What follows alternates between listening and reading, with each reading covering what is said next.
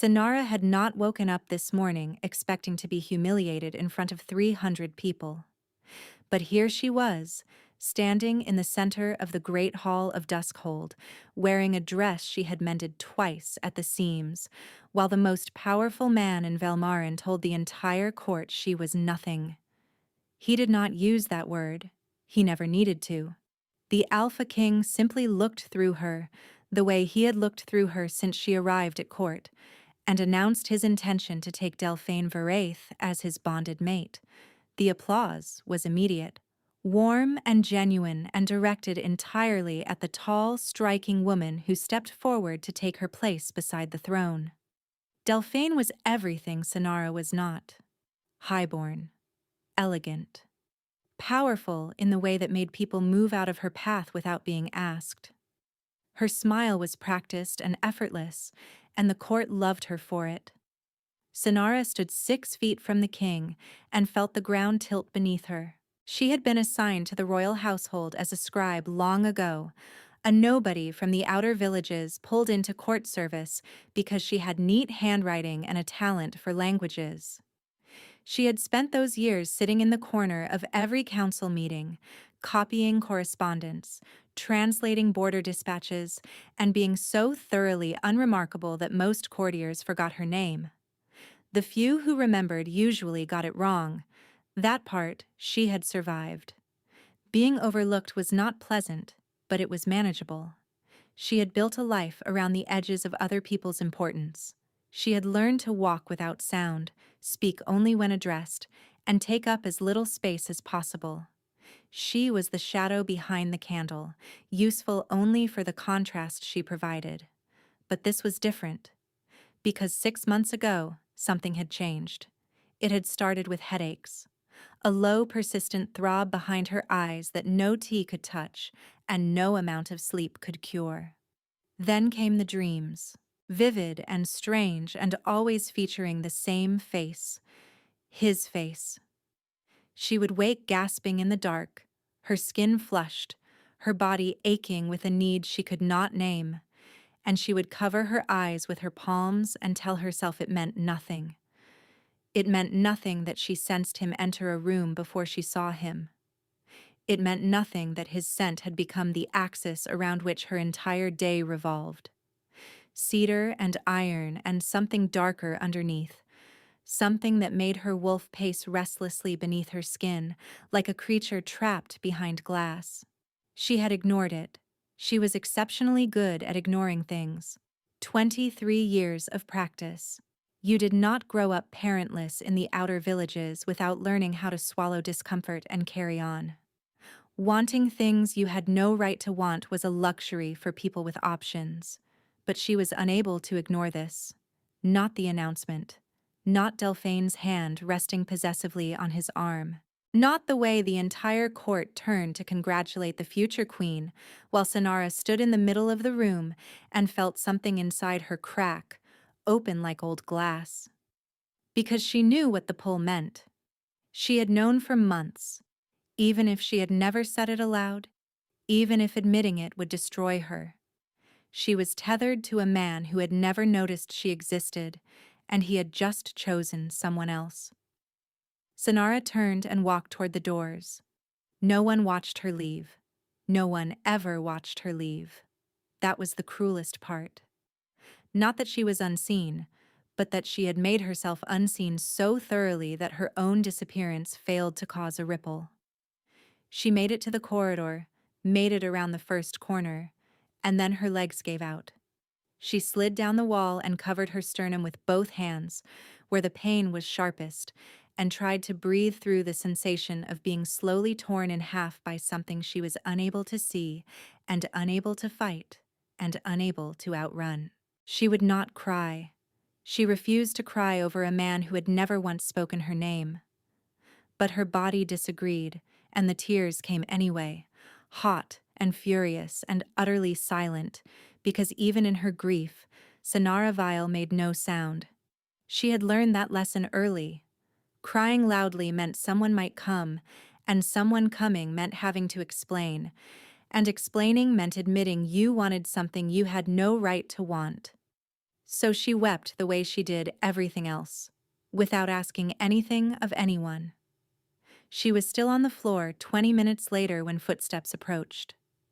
Heavy boots on stone. A pause, then a voice she did not recognize. The king requires all scribes present for the bonding ceremony arrangements. You are needed in the east chamber immediately. Sonara looked up at the guard through swollen eyes. He stared down at her with the blank expression of a man who had been trained not to see things. Now, he added. She stood on shaking legs, smoothed her twice-mended dress, and followed him back toward the one place in the world she least wanted to be. The east chamber smelled of old ink and candle wax, and it was already crowded when Sonara slipped inside. 4 other scribes sat along the far wall, their quills ready, their faces neutral. At the head of the long oak table sat Harkin, the king's first beta, a broad-shouldered man with close-cropped silver hair and eyes that missed nothing. He had the look of someone who had seen everything the world had to offer and had decided most of it was disappointing. Beside him stood 2 of the king's advisors, unrolling a scroll between them. And at the center of it all, King Rathvin Duskane. He sat with the stillness of a man who had trained himself never to fidget. Dark hair pushed back from a face that was all hard angles and controlled intensity. He was not handsome in the way poets described. He was handsome in the way a storm was beautiful, the kind you watched from a safe distance, while knowing it would kill you. Sonara lowered herself into the last available chair and fixed her gaze on the blank parchment in front of her. She would not look at him. The pull throbbed behind her breastbone, a dull ache that worsened every second she spent in his proximity. The bonding ceremony will take place at the summer solstice, Harkin announced, his voice carrying easily through the chamber. 6 weeks from today, the king has requested a formal delegation from each of the 7 allied pacts, and we will need correspondence drafted in 4 languages. Sonara's hand moved automatically, her quill scratching across the parchment in the small, precise script she had perfected over years of practice. Transcription required no thought. Her body knew how to do this work the way it knew how to breathe, which was fortunate because her mind was somewhere else entirely. 6 weeks. In 6 weeks, the union between Rathvin and Delane would be sealed, and whatever fragile, unfinished thread connected Sonara to the king would snap. She suspected it would feel like dying, not the dramatic kind that happened on battlefields with witnesses and meaning. The small kind that happened in back rooms where nobody was watching. She would simply stop working, the way a clock stopped when its spring wound down, and no one would notice because no one had ever noticed the ticking in the first place. The meeting droned on. Logistics, guest lists, seating arrangements, diplomatic sensitivities between rival pacts who had to be kept on opposite ends of the Great Hall unless someone wanted a territorial dispute at the dessert course. There were arguments about flower arrangements that lasted longer than some of the border skirmishes Sonara had translated reports about. Sonara copied it all and kept her head down. Then Harkin said, "We will also need a dedicated scribe assigned to the bonding preparations full-time. Someone fluent in Casanari and Old Velmarish for the border pack correspondence." A silence followed. The other 4 scribes shifted uncomfortably. Casanari was a difficult language with 14 distinct cases and no regular verb conjugations. Old Velmarish was nearly extinct. Most scholars who attempted it gave up after the first month and pretended they had never tried. Sonara was fluent in both. She had learned Casanari as a child in the border villages, sleeping on dirt floors and listening to women argue over goat prices until the cadence became second nature. Old Velmarish she had picked up from a traveling scholar who had stayed for 2 winters and needed someone to practice with. Languages came to her the way melody came to musicians, effortlessly and without apparent reason, which was fortunate because very little else in her life had ever come easily. She felt Harkin's gaze land on her before he spoke. "Scribe Vale, you will serve as the primary correspondence drafter for the bonding ceremony." Sonara's quill stopped. She looked up, and for one terrible, unguarded second, her eyes met the king's. Rathven was watching her. Not through her, not past her, but directly at her, his amber gaze locked onto her face with an intensity that stole the air from her lungs. A frown crossed his expression, barely there, like a man trying to place a sound he had heard from far away. Then it was gone. His attention returned to the scroll, and Sonara was furniture again. "Understood," she managed. Her voice came out steady. A miracle. The meeting ended. The other scribes filed out. Sonara gathered her papers slowly, her hands trembling, and was nearly at the door when Harkin stopped her. "Scribe Vielle." She turned. The beta stood with his arms crossed, studying her the way one might study a map with an unexpected feature. "You have been crying," he observed. Sonara's stomach dropped. "Allergies." Harkin's expression remained unchanged. The king noticed. The floor seemed to fall away beneath her. "He what?" "After the announcement when you left the great hall." He paused, looked toward the doors. His tone gave away nothing. "I have known him since he was a boy. He does not pause for anyone." Sonara found no words. The silence stretched between them, full of things she was unable to acknowledge. "Are you all right?" Harkin asked. The question was so unexpected, so genuinely kind, that it nearly undid her completely. "I am fine, my lord. I am always fine." Harkin studied her for a moment longer. Then a fraction of the hardness behind his eyes softened. "Report to the East Chamber at dawn. You will be working closely with the king's household for the duration of the preparations." Working closely. With his household. For 6 weeks. While he planned his bonding to another woman. "Oh, of course," Sonara said, because she had never once in her life refused anything asked of her. She turned and walked out of the room with her spine straight and her nails cutting crescents into her palms. That night, alone on her narrow cot, she allowed herself one question. If he had paused when she left the hall, if he had looked toward the doors, did that mean some part of him had felt her go? The thought was more dangerous than any weapon. She buried it deep and lay awake until dawn. The first 3 days were manageable because Sonara was very good at being a ghost. She arrived at dawn, sat in her assigned corner, drafted correspondence in languages no one else could read, and left at dusk. She spoke only when spoken to. She ate nothing in the communal hall because the smell of food had started to turn her stomach. She existed in the margins of the bonding preparations like a piece of furniture that happened to produce flawless diplomatic letters. The king never looked at her, not once in 3 days. She told herself this was a relief. She told herself this so many times, she almost believed it. On the 4th day, Delane came to inspect the preparations. The future queen moved through the East Chamber like a blade through silk, elegant and precise, and faintly terrifying. She examined the guest scrolls, questioned the seating arrangements, and corrected 2 of the other scribes on points of etiquette with a smile that never reached her jade eyes. Then she stopped in front of Sonara's desk. "You are the language scribe." It was not a question. "Yes, my lady." Sonara kept her eyes on her work. "Look at me when I speak to you." Sonara raised her head. Delane was beautiful up close, sharp cheekbones beneath luminous skin, dark hair swept into an intricate arrangement, and those green eyes that held the warmth of a winter lake. She smelled of jasmine and authority. "You translated the Casanari greeting incorrectly," Delane said, tapping a lacquered nail against the parchment. "The formal address for a border pack alpha uses the feminine possessive, not the neutral." Sonara glanced down at the letter. The translation was correct.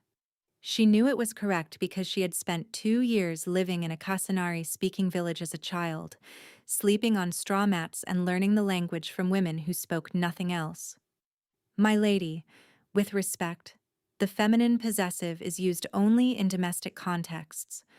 For diplomatic correspondence between sovereign territories, the neutral form is standard. The room went very still, the kind of stillness that preceded either an apology or a punishment. Delphane's smile thinned. I studied Casanari at the academy in Pellingate. I assure you the feminine possessive is correct. Sonara said nothing. She had learned long ago that being right and being safe were rarely the same thing. In the outer villages, the child who corrected the elder went hungry. In Duskhold, the scribe who corrected the future queen went somewhere worse. Change it, Delphane said. Sonara changed it. The letter would be wrong now, diplomatically clumsy in a way that any Casanari speaker would recognize immediately, but it would be wrong in a way that made the future queen feel intelligent, and that was apparently more important than international relations. That evening, Matha found her in the herb garden behind the infirmary. Matha was the head healer of Duskhold, a wiry woman with iron-gray braids wound tight against her scalp, and a face that suggested she had been born already unimpressed with everything.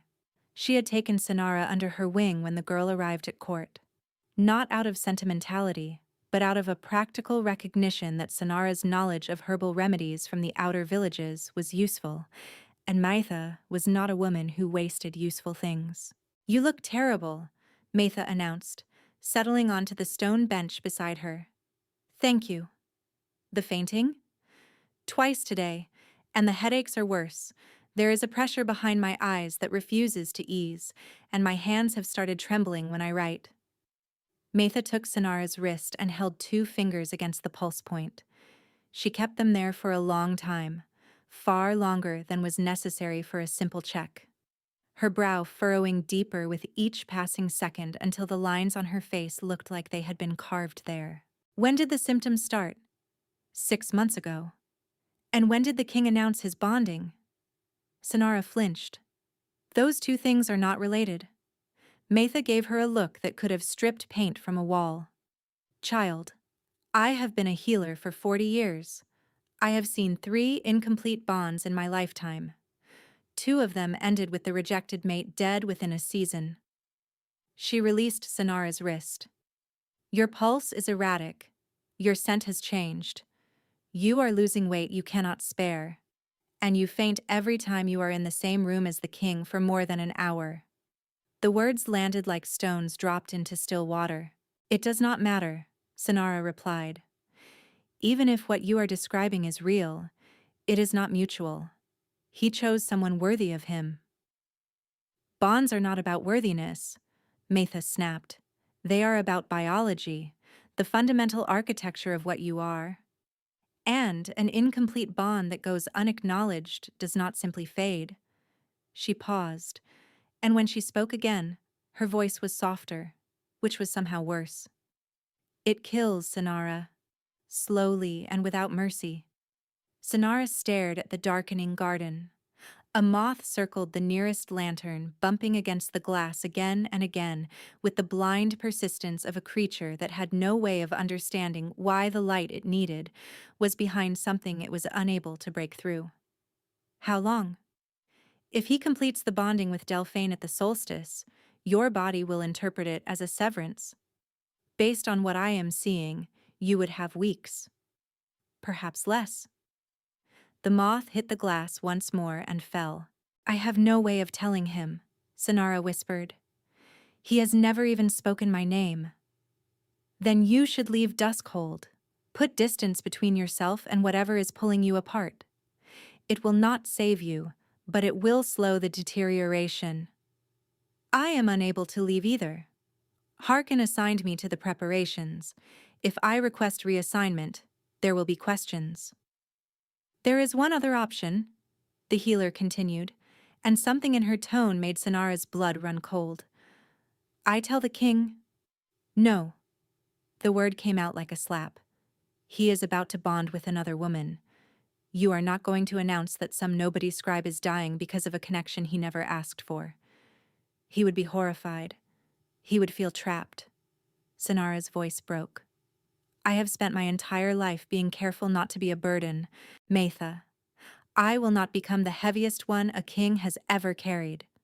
Matha studied her for a long time. You would rather die than inconvenience him. The worst part was that Sanara had no way to deny it. Promise me you will not tell him. Matha did not promise.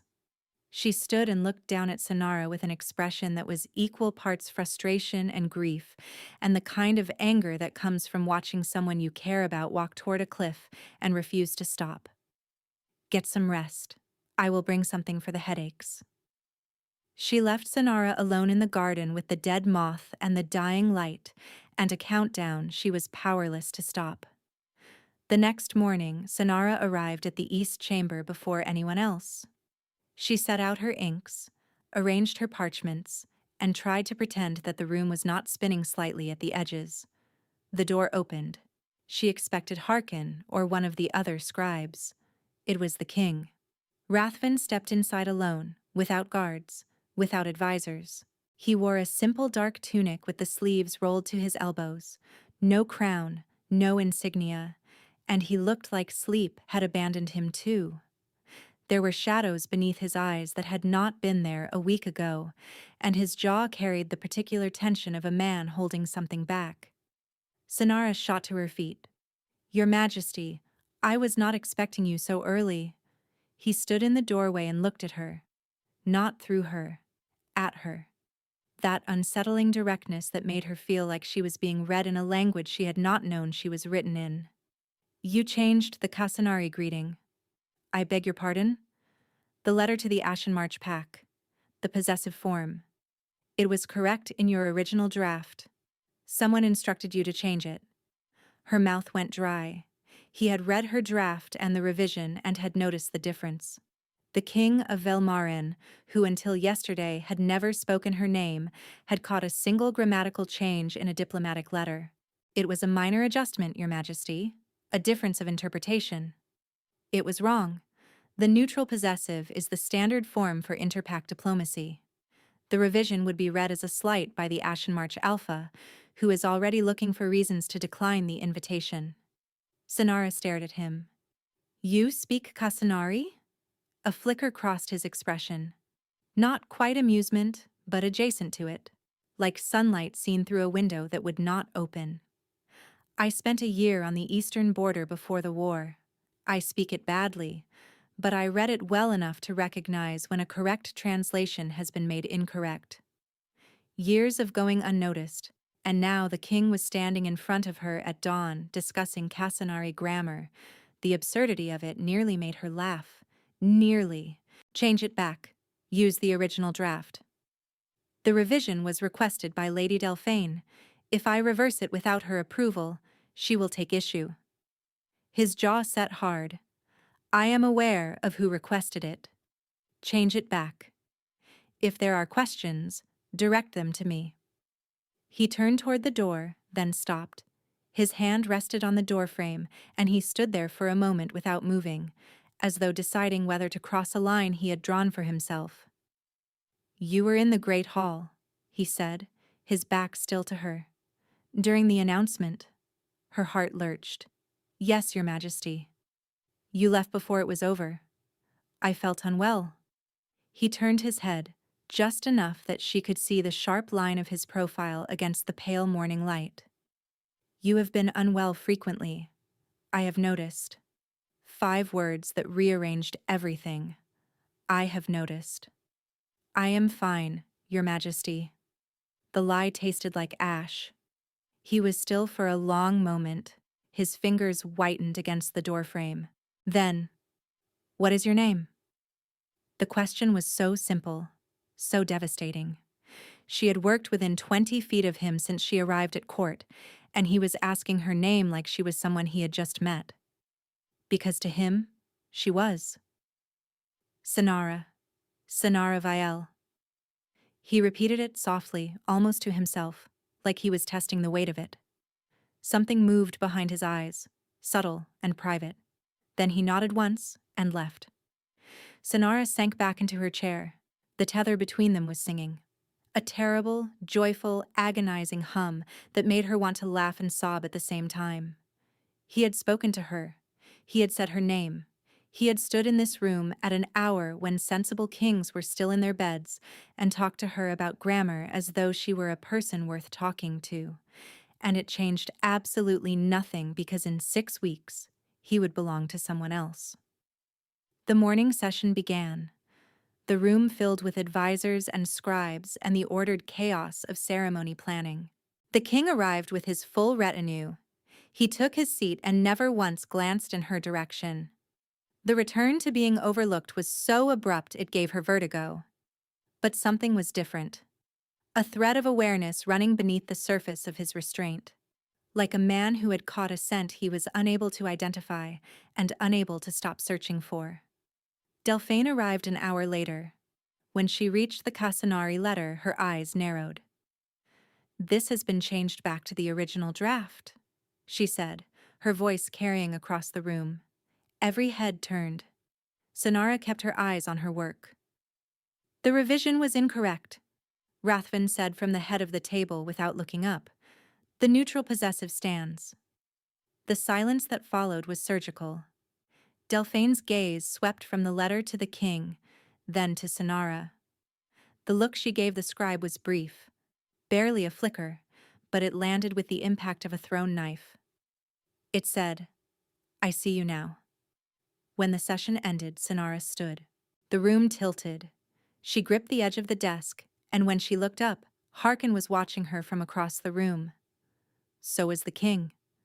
Their eyes met for one fractured second. Something passed between them, wordless and electric. Rathven's brow creased. His nostrils flared, and his hand locked around the arm of his chair as though bracing against a current only he could sense. Then Delphine touched his shoulder, and the thread between them severed. Sonara walked out on unsteady legs. Behind her, Delphine's voice, warm and proprietary. "Shall we review the ceremony arrangements over lunch, my king?" 6 weeks. She had 6 weeks to survive this. But the way his body had reacted, the involuntary recognition he had no way of understanding, told her something she wished desperately she did not know. He felt it too. He just had no name for it yet. And when he found one, it would be too late. The days that followed were an exercise in slow suffocation. Sonara drafted letters, translated dispatches, and sat in her corner while the bonding preparations churned forward around her like a machine, indifferent to whether she was caught in its gears. Every hour she spent in his proximity sharpened the pull between them. She caught him turning his head fractionally when she entered the room, his nostrils flaring for just a second before his control locked back into place. She watched him lose his train of thought mid-sentence when she moved in her chair, his eyes drifting toward her corner before snapping back to the advisor speaking. Once she dropped a sheaf of parchment and he flinched as though someone had struck him. He had no explanation for any of it. She could see the confusion in the rigid set of his shoulders, the way he rubbed his temple after these moments as though trying to clear a fog that refused to lift. But Delphine understood. Or at least, she suspected. The future queen had changed her approach after the Casanari incident. She no longer corrected Sonara in front of others. Instead, she watched with the patient attention of a predator calculating the most efficient angle of approach. She sat closer to Rathven during sessions, touched his arm more frequently, laughed at things that were not quite jokes, and made certain that every interaction between king and future queen was visible to the entire chamber. On the 5th day of this silent war, Delphine made her move. It happened during the midday session. The chamber was full, 2 visiting dignitaries from the Ashen March pack among them. Sonara was translating in real time, converting the Ashen March Alpha's rapid Casanari into Velmarish for the council. It was demanding work that required holding 3 grammatical structures in her head simultaneously while maintaining diplomatic accuracy. She was mid-sentence when Delphine interrupted. "Forgive me, but I believe there has been a misunderstanding. The scribe seems to have translated the Alpha's proposal as a request for territorial adjustment. Surely he means a trade agreement." The Ashenmarch Alpha, a weathered man named Thadric with a thick gray beard and shrewd eyes that missed nothing, frowned. I said what I said. Territorial adjustment. The clarification should have ended it. But Delphine smiled, wide and patronizing, and turned to the council. Perhaps the scribe's dialect is slightly different from what the Alpha intended. Regional variations in Casanari can be quite tricky. I would hate for a misunderstanding to compromise these negotiations. The implication was clear. Sinara was unreliable. Her translations were suspect. The nobody from the outer villages had no place in this room. The chamber waited. Sinara opened her mouth to defend herself, but the words caught in her throat because every eye in the room was on her, and she was back in the outer villages, 6 years old, standing in front of the village elder who had told her that her parents were not coming back, and she should be grateful anyone had taken her in at all. Small, voiceless, taking up space she had never earned. She felt Delphine's satisfaction like heat from a fire. This was the moment. The nobody would stammer and apologize, and the room would learn its lesson about who held authority. The translation stands. Every head in the chamber turned. Rathven was looking at no one but Sinara. His expression was neutral, but beneath it ran a thread of iron that hummed like a blade leaving its sheath. His hands were flat on the table. His shoulders were level. He had the posture of a man who had decided something and had no intention of discussing it. Scribe Vale's translations are accurate. They have been accurate for the duration of these proceedings, and they will continue to be relied upon without further interruption. The room exhaled. Thadric settled back in his chair with the satisfied look of a man who had just watched someone else's argument end badly. The other advisors busied themselves with documents they had already read. Delphine inclined her head gracefully. Of course, my king. But she looked at Sinara when she said it, and the look was not an apology. It was a declaration of intent. It said, "This is not over." It said, "I know what is happening here, and I will find out why." It said, "You have made a mistake you do not yet understand." That night, the nightmares came for the first time. She stood in a vast, empty hall. The walls were dark stone that sweated moisture, and the air was cold enough to see her breath. At the far end, 2 thrones sat on a raised platform. One was occupied. Rathven sat with his eyes closed, his head tilted back, and his face was slack with an exhaustion so profound it looked like death.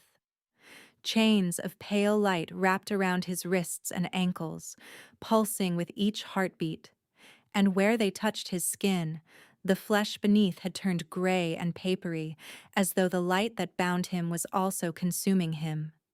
Sinara tried to run toward him, but her feet were rooted. The floor beneath her was crumbling, falling away into darkness in slow widening circles. "You will never reach him," a voice said. The second throne was no longer empty. Delphine sat in it, her green eyes bright and amused. But something was wrong with her. The smile was too wide, the eyes too steady, and the shadows behind her throne moved with a purpose shadows should not have. "He chose me," Delphine said pleasantly, "and choices have consequences." The floor crumbled faster. The darkness below was not empty. Something lived in it. Something patient and vast and deeply hungry. Sinara woke gasping. She wrapped her arms around her ribs and felt the connection pulsing, erratic and wild, like a wire stretched past its tolerance. Her nightgown was soaked with sweat. She lay in the dark for a long time and tried to convince herself it was just a dream. But it had not felt like a dream. It had felt like a warning. 3 weeks into the preparations, Sinara collapsed. It happened in the East Chamber, mid-morning. She had been translating a particularly dense Ashenmarch border proposal when the room began to tilt. She gripped the edge of her desk. The wood was solid beneath her fingers, but the rest of the world was dissolving. The voices around her stretched and warped like sound underwater. The candlelight fractured into shards. She felt her vision narrow, the edges going black like curtains drawing closed on a stage she had never meant to stand on, and she thought with distant, absurd clarity, "Not here. Please not here. Not in front of him." Her quill hit the floor first, then her body followed. She never felt the impact. What she felt, in the fraction of a second before consciousness left her, was a roar. Not a sound in the room, but a sensation through the thread between them. A detonation of raw, unfiltered emotion that was not hers. Fury and terror and something so close to anguish, it tasted like blood in her mouth. Then everything went dark. She came back slowly, the smell of dried herbs and linen, a thin mattress beneath her back. Footsteps, heavy ones, pacing the length of a room and back again with the restless energy of something caged. Sonara opened her eyes. She was in the infirmary. And beside the bed, sitting in a wooden chair far too small for a man his size, was the king. He looked wrong. His usual control had been stripped away like bark from a tree. His elbows rested on his knees, his hands clasped so tight the tendons stood out like ropes. His hair was disheveled in a way she had never seen, and his amber eyes were fixed on her face with an intensity that bordered on desperation. "You are awake." The relief in his voice was so raw, so unguarded, it split something open in the air between them. "Your Majesty," Sonara started, trying to sit up. His hand moved before he could stop it, settling gently against her shoulder, easing her back down. "Stay." Then he seemed to realize what he had done and pulled his hand back like he had touched a flame. A flush climbed his neck, red against the dark collar of his tunic. Metha stood at the foot of the bed, watching this exchange with sharp, cataloging eyes. "The Scribe Vale fainted due to exhaustion and malnourishment," Metha announced, her voice clipped and professional. "She requires rest." "She fainted because I caught her," Rathven replied, his voice rough around the edges. "She was falling, and I was across the room before I knew I was moving. I knocked over 2 chairs and shoved an advisor out of the way." How did I know she was falling before it happened? The question hung in the air like smoke. "Instinct," Metha replied evenly. "That was not instinct. I felt it. Before she fell. A pain here that was not mine." He placed his fist against his sternum. "What is happening to me?" Metha's gaze flickered to Sonara. A question. Permission. Sonara shook her head. Small and desperate. "Not yet." Metha's jaw hardened, but she held the line. Physical stress can create sympathetic responses.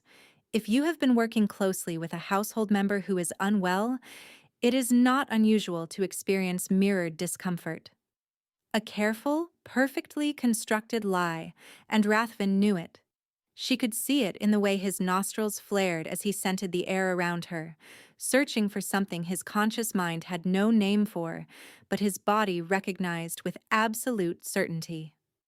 "I want answers, healer, and I will have them. When there are answers to give, you will be the first to know," Metha replied without flinching. Rathven stood. He looked down at Sonara, and the mask slipped entirely. What she saw beneath it was a man standing on the edge of something vast and terrifying, and she watched the exact moment he decided to step back from it. "Rest," he said. "That is a command."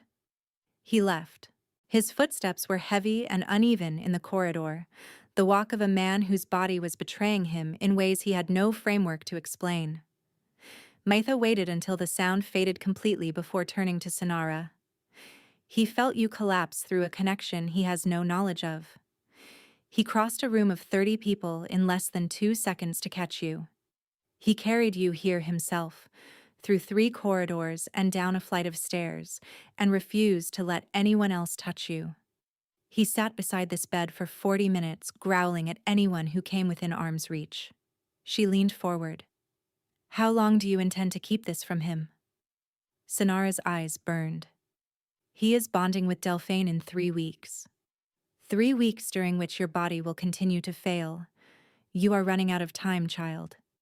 I am watching it happen, and you refuse to let me stop it. Then I will run out of time, Sonara whispered. Maitha stared at her. You stubborn, impossible girl? Her voice broke on the last word, and Sonara realized the healer's eyes were wet. In all her time at court, she had never seen Maitha cry. She had not believed it was possible. Maitha, please. I made you no promise, Maitha said, and left the infirmary without looking back. Sonara lay in the thin cot and stared at the ceiling. The tether was drawing her toward a man who was walking away from her one step at a time. Every hour the distance between them grew smaller and the cost of closing it grew larger. She wondered if this was what moths felt before the glass broke and the flame took them. That certainty that the light was worth the burning. She lay awake all night. Every time she closed her eyes, she saw the dark hall, the 2 thrones, the chains of light wrapping tighter around his wrists, and the darkness below the crumbling floor, patient and hungry and waiting. 2 days after the collapse, Sonara returned to work. Maitha had argued viciously against it, employing every weapon in her considerable arsenal from medical authority to simply standing in the doorway of the infirmary with her arms crossed and refusing to move. But Sonara was unable to stay away. Not because of duty or the bonding preparations or any sense of professional obligation, because being away from him was worse. The pull had changed since the collapse. It was louder now, more insistent, a constant low vibration beneath her skin that spiked every time she thought of him and settled into a dull roar the rest of the time. She took her seat in the east chamber at dawn. The room was empty except for Harkin, who sat reviewing a stack of correspondence with the focused displeasure of a man who had found mistakes he intended to make someone regret. You should not be here, he said without looking up. I am fine. You collapsed 2 days ago. And now I have gone 2 whole days without collapsing. That is progress. Harkin's mouth twitched.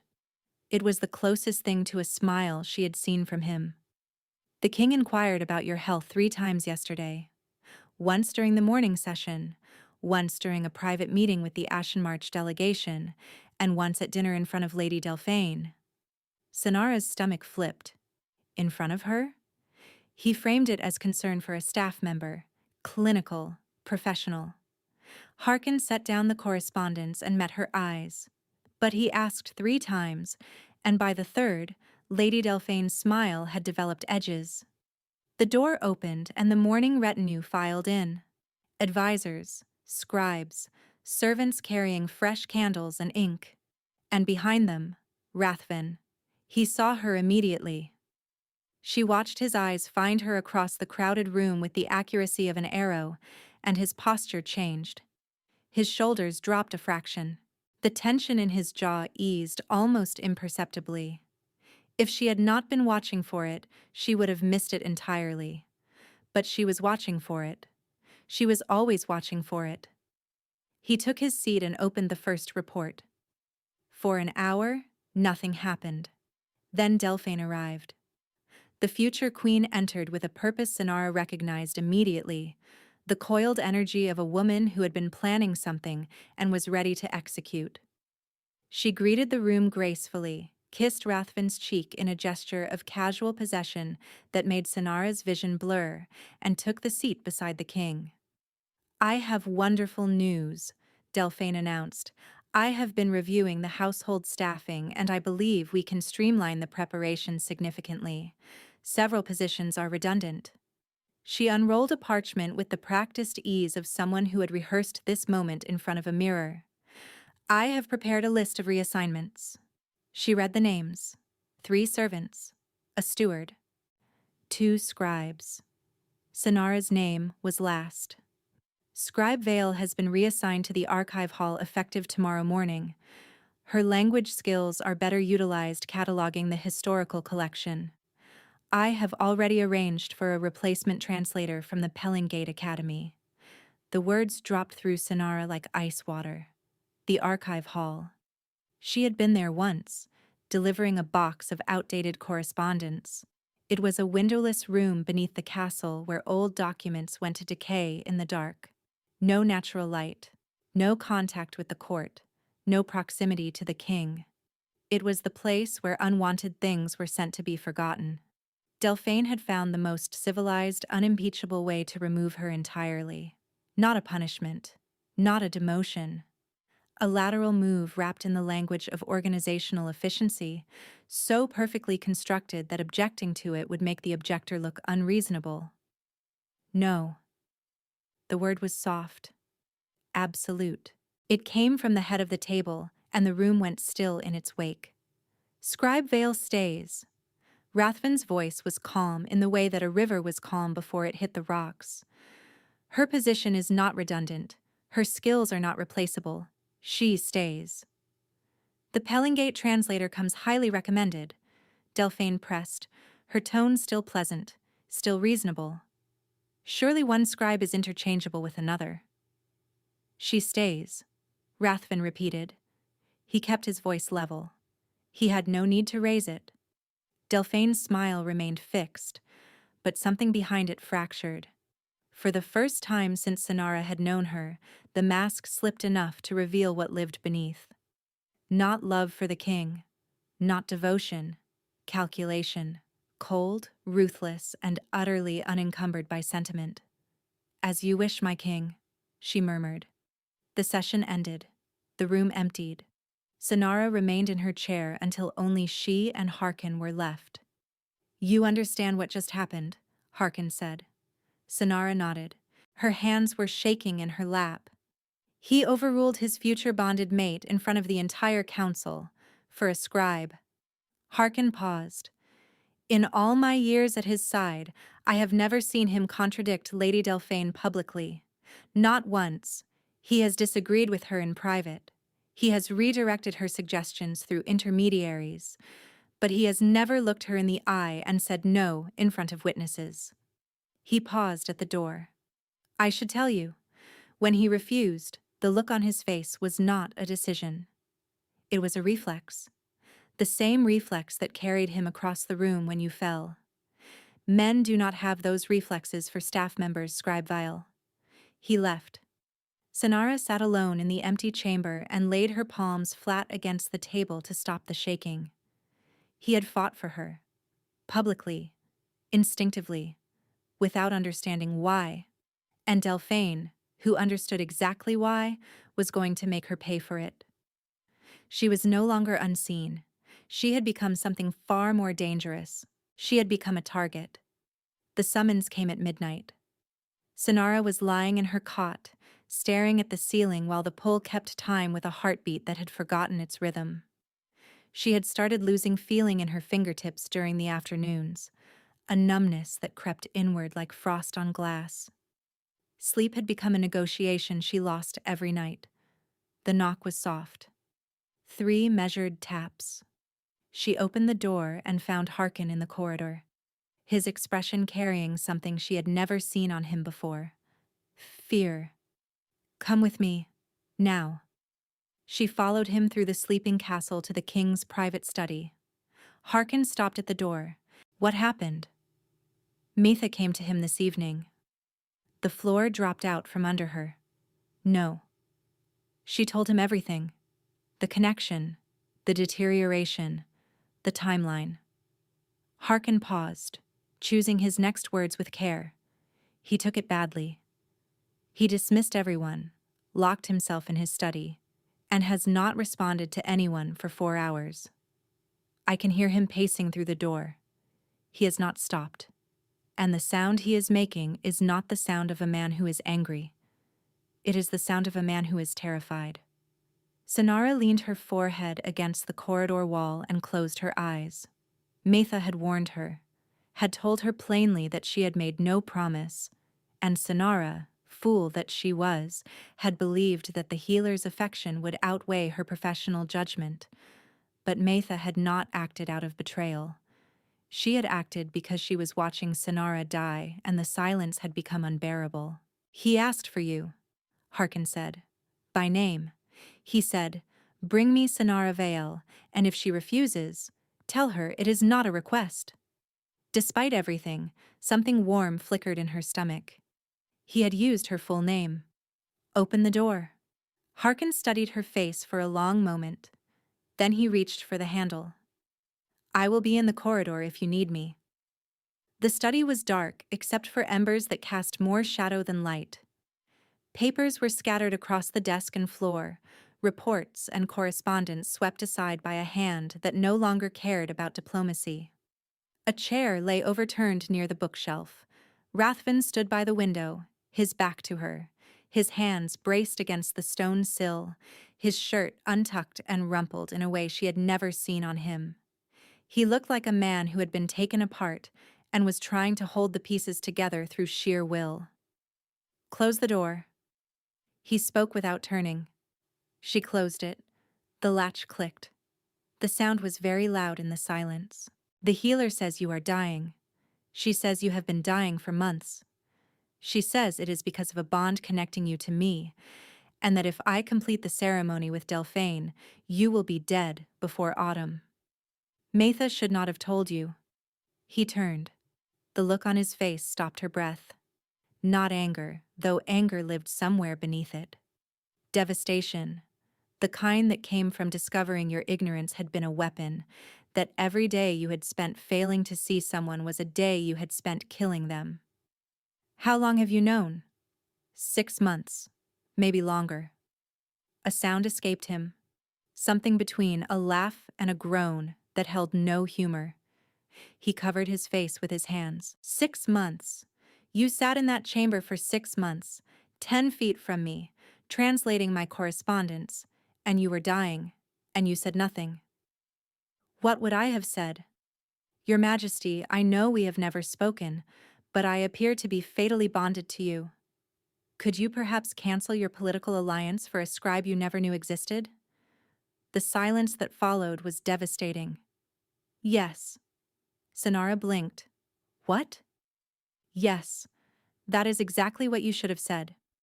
He crossed the room toward her, and each step sent a shock wave through the tether that made her knees soften. You should have walked into the council chamber and told me. You should have interrupted the announcement. You should have done anything other than sit there and let yourself unravel. He stopped in front of her. Close, close enough that his scent wrapped around her. Cedar and iron and that dark, unnamed thing beneath it that made her wolf surge forward against her skin. I wanted to spare you, she whispered. Something broke behind his eyes. Spare me. You thought dying in silence would spare me. I thought telling you would make you feel trapped. I have been trapped since the day you walked into that council chamber, and I was unable to stop looking at the door after you left. His voice cracked open. I have been trapped since the morning I came to the East Chamber at dawn, because I needed to hear your voice before I could think straight. I have been trapped since I caught you when you fell, and the moment my arms closed around you, something locked into place, and I have not breathed properly since. Tears spilled down Sanara's cheeks. She made no move to wipe them. I never chose Delphine. The alliance was arranged by the council before I understood what was happening to me, before I knew what you were, before I knew what we were. And now? Her voice was barely a breath. He reached for her. His hand trembled as his fingers touched her jaw, tilting her face up toward his. The contact sent warmth flooding through the connection so intense it made her gasp. His eyes closed, his breath shuddering. Now I have to choose between my kingdom and the woman my soul chose before my mind even knew her name. Sanara covered his hand with hers. You are unable to abandon the alliance. The Ashen March Treaty depends on it. If I keep it, you die. I know. Then there is no choice. There was never a choice. He kissed her. Not gentle, not careful, not the weighed action of a king who measured every decision. Desperate and raw and tasting of salt from both their tears. She felt the tether snap taut and lock into place with a force that drove the air from her lungs, a golden thread becoming a golden chain, becoming something so vast and bright, it obliterated every shadow in the room. She felt him through it. The guilt and the longing and the fury at himself for not seeing her sooner, the aching tenderness beneath the iron exterior. She kissed him back with everything she had been holding for years of silence and months of dying. When they finally broke apart, foreheads together, his hands cradling her face, Rathven whispered, "I will break the alliance. The council will oppose you. Let them. Delphine will not go without a fight." "I know." His thumb traced her cheekbone. "But I would rather fight every ally I have than stand at that altar knowing the woman I was meant for is dying in a room I am not allowed to enter." Sonara closed her eyes. The headache was gone. The numbness in her fingers had retreated. The pressure behind her eyes had dissolved like fog in morning sun. She was not dying anymore. He had chosen her, and her body knew it before her mind had finished processing the words. "What happens now?" "Now," Rathven murmured, pulling her against his chest and pressing his lips to the top of her head. "We survive what comes next." A knock sounded at the door, sharp and immediate. Harkin's voice came through the wood, stripped of its usual calm.